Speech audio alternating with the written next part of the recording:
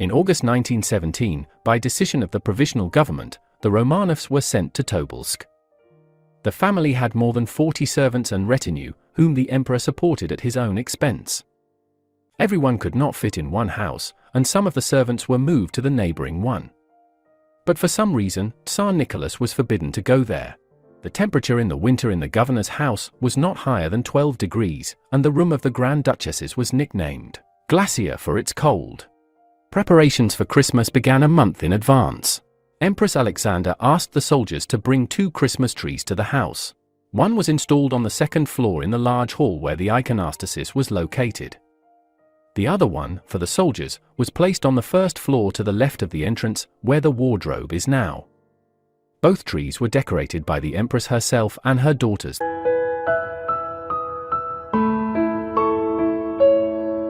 The last time they came to church was Christmas. The priest proclaimed longevity to the family by their full title, calling them Tsar and Tsarina. This could not be allowed, and, of course, the soldiers started some unrest. They decided to shoot the priest, but miraculously saved him and sent him into exile. And the family was locked in the house, deprived of their last opportunity to get out. The festive Christmas table of the imperial family was quite meager. In his notes, Tsar Nicholas wrote that food began to disappear, sugar and coffee. It was clear that the guards were stealing from the food allocated to them, but they could not complain. The residents brought honey and eggs for Christmas and did not take money. The royal family started preparing gifts a month in advance. Empress Alexandra herself knitted vests as gifts for her loved ones. The children each gave their parents a postcard that they painted themselves. Miraculously, 3 postcards were preserved in different museums, including the one drawn by the eldest daughter, Olga. Grand Duchess Tatiana gave her mother a small notebook, which became the Empress's last diary. Empress Alexandra sewed a special cover for it from lilac fabric and embroidered a white cross on it. Gifts from the royal family were received not only by their close associates, but also by their guards. The Empress gave the soldiers a gospel with bookmarks hand-painted by Grand Duchess Maria. She was also able to collect and send flour, pasta, sausage, and warm stockings to her closest friend, Anna Virabova, which was a very expensive gift for that time.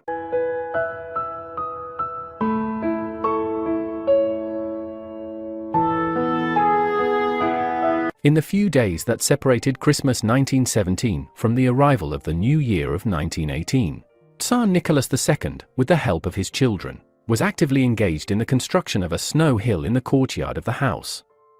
When this attraction was ready, the Grand Duchesses began skiing and sledding down the slope with pleasure. And on December 30th, Alexei had to go on bed rest as his leg hurt.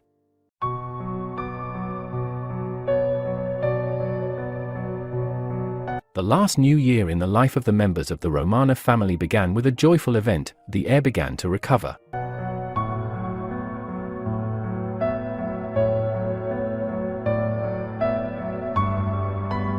The Tsar rejoiced in the son, and he was grieved by the illnesses of his beloved daughters and did not know that he and his loved ones had only 6 months left to live, and that this Christmas and this new year would be the last for all of them. The royal family remained in custody in Tobolsk until the spring of 1918, when they were all transferred to Ekaterinburg. They were brutally murdered there by Bolsheviks on July 17, 1918. The loyal attendants who were with them were also killed. Only the tutors, Gilead and Gibbs, who were not Russian citizens, were released in Ekaterinburg. Their lives changed forever. Gilead returned to Switzerland and married one of the children's Russian nurses.